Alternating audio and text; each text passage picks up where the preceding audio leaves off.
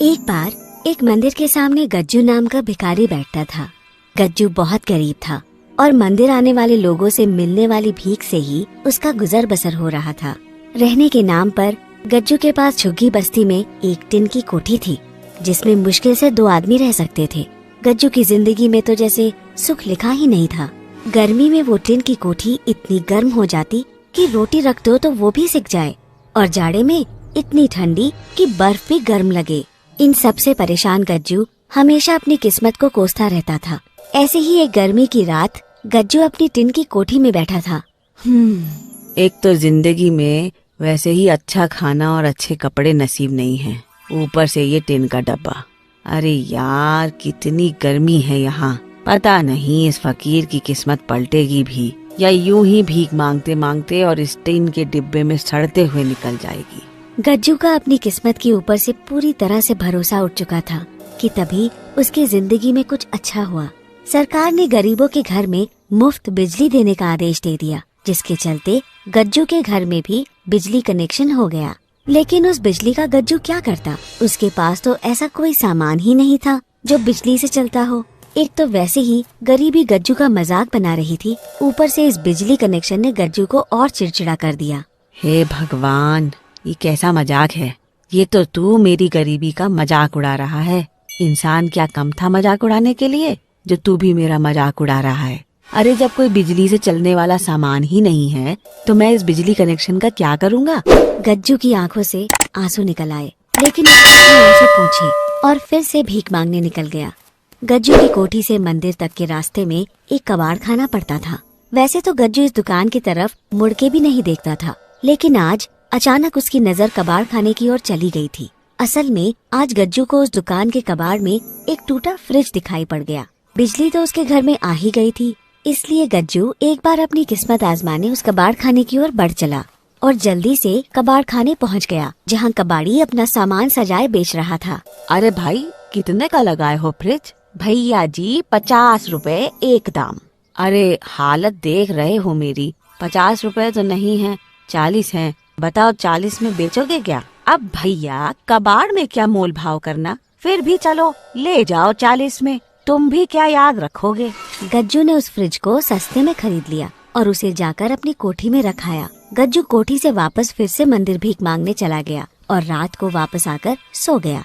रात में कोठी वापस आकर जब गज्जू ने फ्रिज को ध्यान से देखा तो पाया कि वो फ्रिज काफी अच्छी हालत में था, बस उसे थोड़ी मरम्मत की जरूरत थी। अरे ये फ्रिज तो चलने की हालत में है, कल ही जाकर इसे मुन्ना से ठीक करवा लेता हूँ। क्या पता इसी बहाने मेरे इस कबाड़ में फ्रिज जैसी महंगी चीज लग जाए।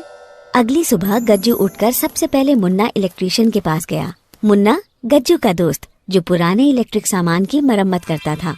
पैदल चलते चलते गज्जू कुछ ही देर में मुन्ना की दुकान पर पहुंच गया। मुन्ना भाई कैसे हो? अरे गज्जू, आओ आओ, मैं तो बढ़िया हूँ, तुम बताओ, बड़े दिनों बाद आना हुआ। क्या बताऊँ मुन्ना भाई, बस 2 वक्त की रोटी के लिए इधर उधर घूमा करता हूँ। अच्छा मुन्ना भाई, एक काम था तुमसे। हाँ हाँ गज्जू बोलो। मुन्ना यार, ये एक फ्रिज है, मैंने देखा तो काफी अच्छी हालत में लगा, बस थोड़ी सी मरम्मत की जरूरत है, तुम इसे ठीक करोगे ना? क्या बात कर रहे हो गज्जू भाई, इसे ठीक करना तो मेरे बाएं हाथ का खेल है। लेकिन मुन्ना भाई पैसे? अरे तू तो अपना यार है, तुझसे क्या पैसे लेना। नहीं नहीं, गज्जू किसी का हक नहीं मारना चाहता, मेरे पास 50 रुपए हैं, अभी के लिए तुम यही रख लो। मुन्ना ने गज्जू से पैसे ले लिए। गज्जू भाई, तुमने अपुन को इज्जत दिया, अब अपुन तुम्हारे फ्रिज को बिल्कुल लल्लन टॉप बना के तुम्हें देगा। गज्जू बहुत खुश हो गया और मुन्ना को फ्रिज देकर दोबारा भीख मांगने मंदिर के नीचे जाकर बैठ गया। रात को जब गज्जू भीख मांगकर मंदिर से वापस आ रहा था तो सबसे पहले मंदिर में भगवान के सामने हाथ जोड़कर खड़ा हो गया।